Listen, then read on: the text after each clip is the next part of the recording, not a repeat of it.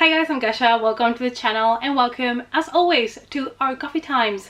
And if you're looking for some middle grade spooky recommendations for September, October, November spooky season, I got you. It's coffee time. So I have been researching actually for myself because I want to read more middle grade spooky horror books, and I have been picking up some. I have others on my Amazon wish list, but I am always looking for more. So I ended up basically getting another list of middle grade books that I thought were interesting, that I thought sounded good. I tried to mix up different genres and put some more spooky than others, so hopefully everyone can find something they're interested in. Maybe you can pick some of these for upcoming spooky like readathons that you have coming for spooky season. So hopefully you find something in this list, and let's start. Now remember, these books are books that I found, that I researched and I found to add to my endless Amazon wish list, because are books that I would like to purchase in the future to read them for when I need a spooky middle grade. So I have personally not read them myself. If you want very specific reviews on the book, I recommend you of course to check pages like Goodreads. But anyways, let's start because the first one already sounds fantastic, and that is called The Deadman's Castle by Ian Lawrence. So in this case we follow a kid called Igor, and since he was 5 years old and his parents, I think, or his dad, witnessed a crime, they have been on the run. They have been running away from something that they called the Lizard Man. So obviously the family has been moving around a lot. They have been changing identities a lot,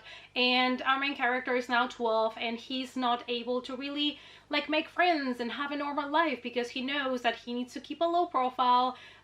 You know, he's not supposed to make himself known to the whole town, you know, not do something that is going to draw the attention to the family.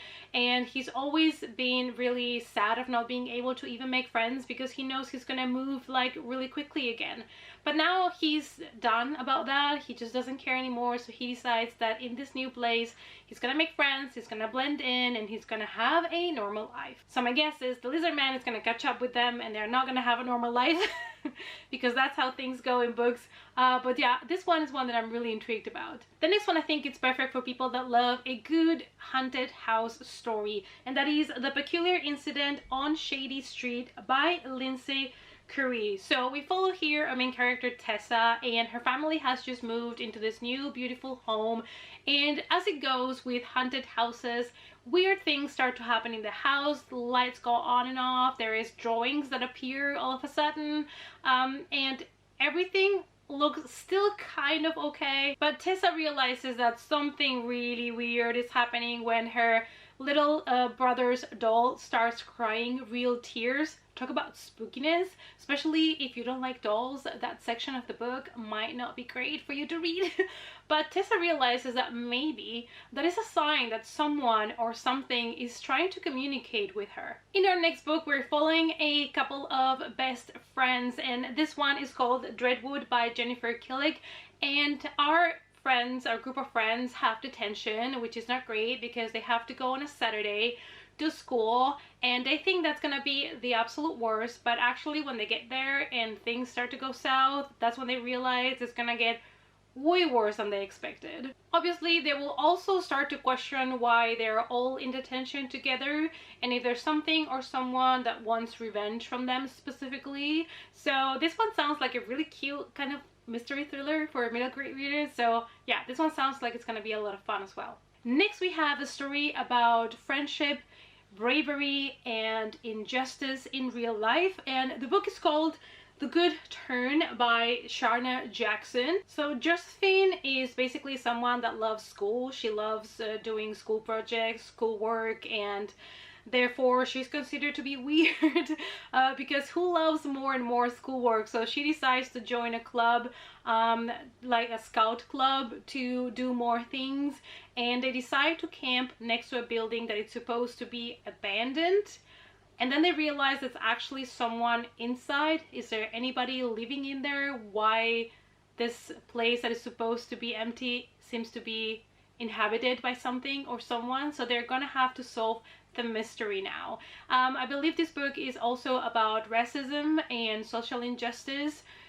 So just keep that in mind when you go into it, if those are things that trigger you. The next author is actually an author that has a new book release in August that I just talked about on my August books video, but there is a book by her that I've been meaning to read for the longest time, and I really need to get a copy of it, and that is Ghost Girl, and the author is Ali Malinenko. Since I saw this cover, you know, the name, it just called me, and I've had it on my list for a long time, but I still have not picked it up. It all starts in a really dark and stormy night, and after the storm is gone, so is a lot of people from town. People are suddenly missing. There is a kid that is able to see some sort of creatures around what is happening in this town. I'm really intrigued. Like, I love the fact that a storm comes and everything gets dark and stormy. The storm leaves and everything has changed in this place and nobody knows what's happening. That's intriguing enough to me and interesting. So this is one that I definitely have on the top of my list. The next one is actually a book series that I have been seeing around for a long time, especially the first book was mentioned a lot on BookTube, and since then I've kind of kept an eye on it, but I never really picked it up, and that is Small Spaces by Catherine Arden. I mean, the cover with the scarecrow and stuff, it's always called me, and now that I know it's a series, I'm kind of even more intrigued to discover all the different stories. I think the fourth book just came out, and all the covers also look so cute and creepy. And I also love that it deals with grief, because we have Ollie. She's an 11-year-old that after a tragic event in her life, and she's dealing with grief, she kind of turns to books for comfort. And one day she sees a woman that is about to throw a book into the river, so she ends up stealing the book, rescuing the book from this woman that was gonna destroy it. And reading the book, she realizes that it's about some kids that make a deal with someone called, I believe, the Smiling Man or something like that. So I don't know if this has to do with any sort of legend or creature, or, you know, if it's kind of making a pact with the devil. I'm not really sure, but it just sounds so good to me. I have heard kind of mixed reviews from people that said they were a little bit disappointed, that they expected a little bit more, so I don't know. But it's still one of those that has never left my mind, so I feel like that is reason enough for me to pick it up. Next, I have a book that I am extremely excited about because it deals with a Mexican legend that we've been seeing in the big screen before, which is La Llorona, The Curse of La Llorona. And this book is called Paola Santiago and the River of Tears by Thelor K. Mejia. So we have a 12-year-old girl that is growing up in a place where everybody has been warned not to go to the river, to stay away from the river because of the curse of La Llorona, who is this woman that, you know, cries looking for her children, and when she finds kids, she drowns them in the river. That's what the legend is about. So I guess that's why obviously kids are being warned to stay away from the river and from the water. So I'm really interested to see this take on the legend and see what they did with it, and I'm hoping to see a little bit of Mexican representation as well. The next one I picked because you guys know I love creepy dolls, and of course I had to select this one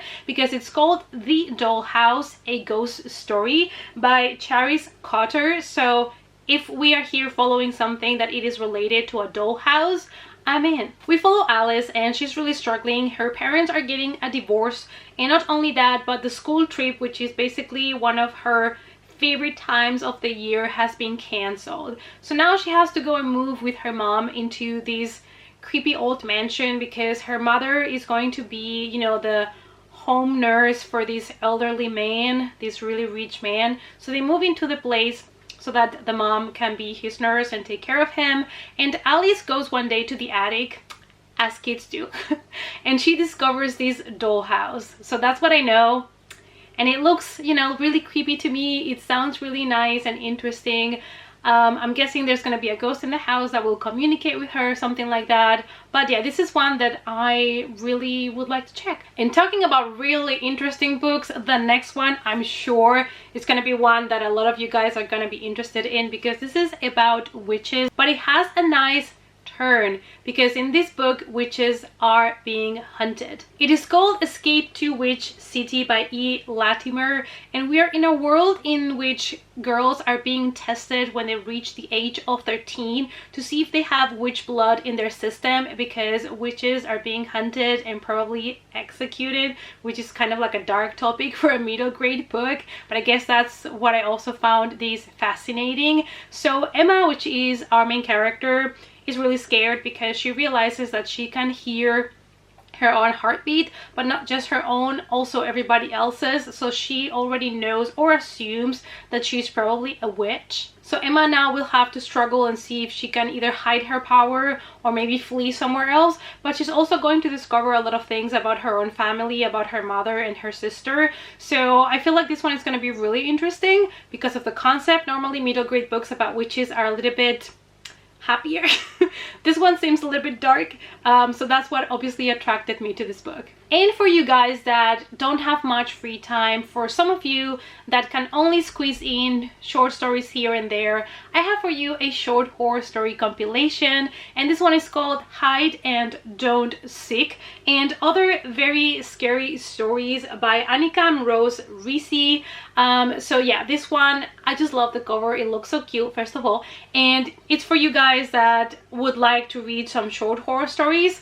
Also, if you want to squeeze in like a short horror story like every month or something like that, like I do sometimes, I don't always read compilations in one sitting because I feel like it works better for me if I just pick and choose stories and I read them like in different months. So you can do whatever you please. You can read this one in one go, or you can just leave yourself the stories for the whole year. Obviously, you're going to find here a wide mix of different stories, like a game of hide and seek that goes on for too long, and also something related to an antique doll, which is something that I probably will really enjoy since I love creepy dolls. So anyways, this is a short horror story compilation in case you're interested to pick it up. Alright guys, I hope you enjoyed this video. Here are some spooky recommendations for you guys if you're looking to read something that it is not too bloody, too intense, or if you have kids at home and you want to get ready for spooky season to read something with them, maybe, I don't know, but I myself still like to enjoy some middle grade spooky books, and I feel like there's nothing wrong with enjoying middle grade and YA books